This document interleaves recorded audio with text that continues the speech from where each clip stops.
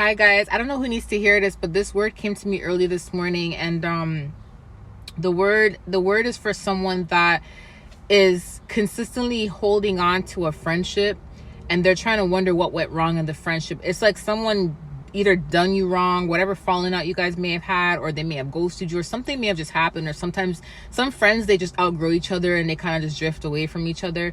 But somebody was really questioning, like, what did I do wrong? Like, how come I don't have any friends? Like, what's going on, God? There's one specific friend you guys are kind of reminiscing on, and this person has completely done you wrong, and you're not sure what you did, but they have done you wrong. Like, whatever they did to you was kind of like it hurt you, and you're like, what did I do to deserve this, right?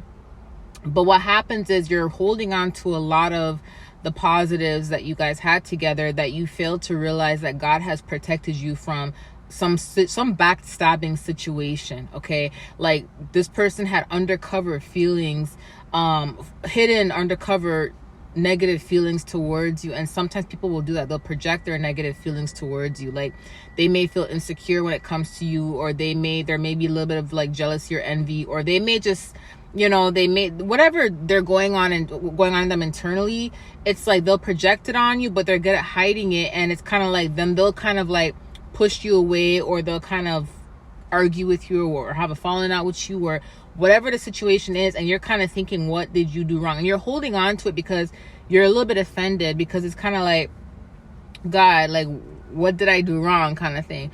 God prevented something. A lot of times we tend to, hold on to something because it feels good in the moment. And then when something bad happens, we tend to get upset at God. Like, God, how come you didn't warn me about this person? How come you didn't tell me about this person? How come this person was a snake from the get-go? Okay. They were a snake from the get-go, and they were very good at masking it. Okay. They were very good at masking it. And, the reason why they removed themselves from you, or God removed them from you, or you removed yourself from them, was because there's a lot of uneasy feelings, because there was ways how they felt about you that you didn't even know how they felt about you, because they were so busy smiling in your face and acting like things were okay. You had no idea how they truly felt about you, but God did. And the fact that you're holding on to the friendship now, like, what did I do wrong? Maybe I can rekindle it. What's going on here? You have to let it go. Forgive the person and just completely let it go. Sometimes when you're in a position where you feel lonely and you have nobody, you tend to think back to that person that you could have confided in, that you had a good time with, etc. And then you start to wonder what happened and what you did wrong, not realizing that God prevented you from getting more knives put in your back, because you didn't hear conversations that God heard. You didn't see things that God saw. God knows the motives of people.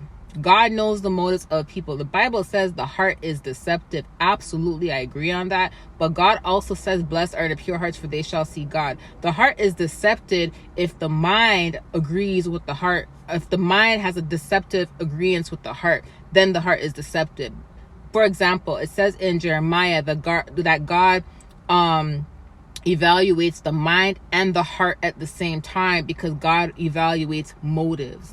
God looks at motives. So somebody may have ill intentions towards you, and mentally they may not be thinking such great things about you, and that mentally they may have been sending word curses towards you, and you may not have even been realizing it. So you're here holding on to a friendship because you guys had amazing times together, and you don't know what went wrong, and this person hurt you. But God is seeing a lot of the stuff that you didn't see, and God knows that this person would have completely stabbed you in the back, and God was preventing that. So it is a blessing in disguise. So whoever this is for, that was never your friend from the get-go.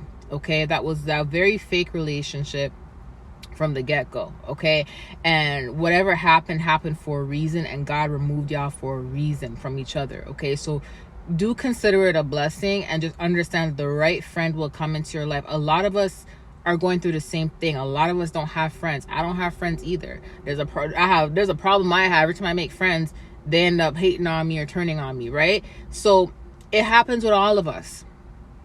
Walking on this journey is not an easy journey. It's a very lonely journey, but you have to remember something. When you have God, and when you have what your purpose is, and you're heading towards your goal and your end all be all goal and everything, you have to understand that the right friends will come along. And even then, they may not even be friends. They may just be associates. You get what I'm saying? Like, your circle is going to be small. So don't let the loneliness that you're feeling right now, don't let that push you into the arms of someone that would have backstabbed you, that was going to backstab you, that God has saved you from, because that can happen. Loneliness can push you into the arms of the wrong people. Loneliness can make you call up that friend and apologize for something you never even did. Okay, take accountability for something you never even did. Loneliness can cause you to forgive someone who is consistently still has bad motives towards you. Okay, so whoever this is for, relating to a friend that was never your friend. Trust what happened. Trust God. Trust the process. Forgive them and just release it. Just let it go. Okay, because God prevented something. Okay, I love you guys. I'll talk to you soon. Bye.